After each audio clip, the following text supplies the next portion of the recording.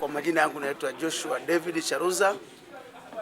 Siku ya leo kulikuwa na tukio la uchaguzi wa viongozi wa jumuiya ya wafanyabiashara. Ndio tukio kubwa ambalo tulikuwa nalo hapa, na hivi ninavyozungumza na ninyi ni kwamba tukio hili limemalizika vizuri kabisa, na mimi nimeaminiwa kuwa mwenyekiti kwa mara nyingine tena ya pili. Kwa hiyo kuanzia hapa ninapozungumza na wewe, mimi ni mwenyekiti wa wafanyabiashara JWT wilaya ya Kilosa. Kwa hiyo sababu sasa nyingine labda niseme kwamba sababu kubwa za kufanya uchaguzi namna hii ni kwamba tunapenda kutumia kitu kinaitwa demokrasia, kwamba uchaguzi umefanyika, kiongozi anachaguliwa na wananchi na wafanyabiashara wenyewe, na ndivyo umefanyika hapa, kwamba uongozi upo, tushirikiane kuendelea kulidumisha gurudumu letu la jumuiya ya wafanyabiashara na kusimamia biashara zetu ziendelee kustawi. Lakini mbili, kuendelea kushirikiana na serikali na viongozi wa wilaya kwa pamoja na viongozi wa wafanyabiashara na namna zingine za nyadhifa mbalimbali zinavyohitaji kufanya ushirikiano na sisi. Kwa majina naitwa Eva Marki. Leo nashukuru Mungu kwa upendo kabisa na kwa umoja wenu jumuiya ya wafanyabiashara wilaya ya Kilosa. Mmeniamini tena kwa kula nyingi kabisa kwa kupata nafasi ya kuwa mwenyekiti msaidizi. Sina mengi zaidi ya kutoa shukrani sana. Ninachoahidi kwamba nitaendelea kushirikiana nanyi kama nilivyokuwa kiongozi hapo awali. Nataka niseme tu kwamba umoja wetu ndio mshikamano wetu ili tuweze kwenda kusonga mbele. Kwa majina yangu naitwa Edward Maminya Mapile, ni mgombea wa nafasi ya katibu, lakini kwa sasa si mgombea tena, nimechaguliwa na wajumbe wa JWT wilaya ya Kilosa ambao ni wafanyabiashara. Nafasi ambayo nilikuwa nagombea ni nafasi ya katibu wa jumuiya ya wafanyabiashara ngazi ya wilaya. Nashukuru Mwenyezi Mungu ya kwamba wajumbe walioshiriki mkutano wa uchaguzi wa JWT wilaya siku ya leo wamenichagua kwa kura za kishindo kwa 100%. Hii inatoa maana ya kwamba ishara wajumbe wanaamini utendaji wa kazi ambazo nilishawahi kuzifanya kupitia taasisi yetu ya jumuiya ya wafanyabiashara Tanzania. Hivyo basi kwa leo wameamua kunipa tena nafasi nyingine kwa ajili ya kuwatumikia kupitia taasisi yetu. Nami sina budi, kama ambavyo nimeeleza kwao mambo mengi, nitaendelea kusimamia falsafa na misingi ya jumuiya ya wafanyabiashara Tanzania pasipo kuikiuka.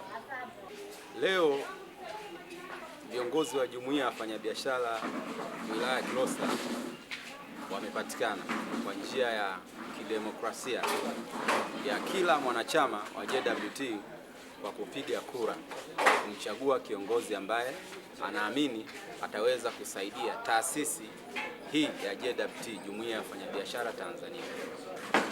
Hii taasisi ni taasisi ambayo ilianzishwa na waasisi ambao muasisi kiongozi Johnson Estomie Minja. Sasa ili taasisi iweze kustawi, lazima kiongozi husika usimame kwenye njia sahihi ya taasisi. Maana yake ufuate katiba ya jumuiya ya wafanyabiashara, miongozo yote iliyopo Mungu. Kwa hiyo ukifuata utaratibu huo, kimsingi taasisi itastawi katika eneo lako lilipo. Kwa maana hiyo, sisi kama JWT wilaya ya Kilosa tutaendelea kusimamia misingi ya taasisi iliyoasisiwa na waasisi akiongoza ndugu Johnson Estomie Minja. Kwa majina naitwa Stanford Heron Chikundula, ni mfanyabiashara wa eneo la Kiwindini Kilosa. Kipekee nipenda kushukuru zoezi zima ambalo limefanyika leo la uchaguzi wa viongozi wa jumuiya ya wafanyabiashara wilayani Kilosa, na mimi kama mtiania ambaye nilikuwa mtiania nafasi ya mweka hazina wa wilaya, nishukuru mchakato mzima ambao umefanyika siku ya leo, na niwashukuru wajumbe wote ambao wamenichagua kwa kishindo kwa 100% ya kura zote ambazo nimepigiwa. Hakuna kura iliyoharibika. Niwashukuru kwa sababu wameona kwamba na nafasi ya kuweza kuongoza ndani ya miaka hii minne ambayo nimechaguliwa mimi pamoja na viongozi wenzangu. Niendelee kuambia wanajumuiya wote kwamba ndani ya miaka minne hii nitakuwa mwadilifu, nitafanya yale majukumu yote yanayohusu jumuiya yetu ya wafanyabiashara kikamilifu pasipokuwa na shida aina yoyote. Tutashirikiana nao kwa pamoja. Naomba sana pale kunapokuwa na changamoto za namna yoyote tuweze kuwa pamoja, tushirikiane kwa pamoja, tuungane mkono.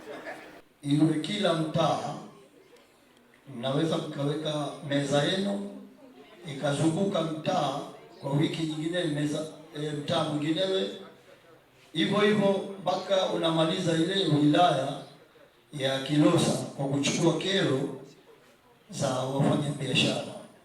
Kuna wakati mwinginewe unaweza ukawakusanya wote hapa, lakini wakakuona wewe kiongozi huko hapa, mtu ana hoja yake anashindwa kukuambia kwa kuogopa au kusimama kunyosha kidole.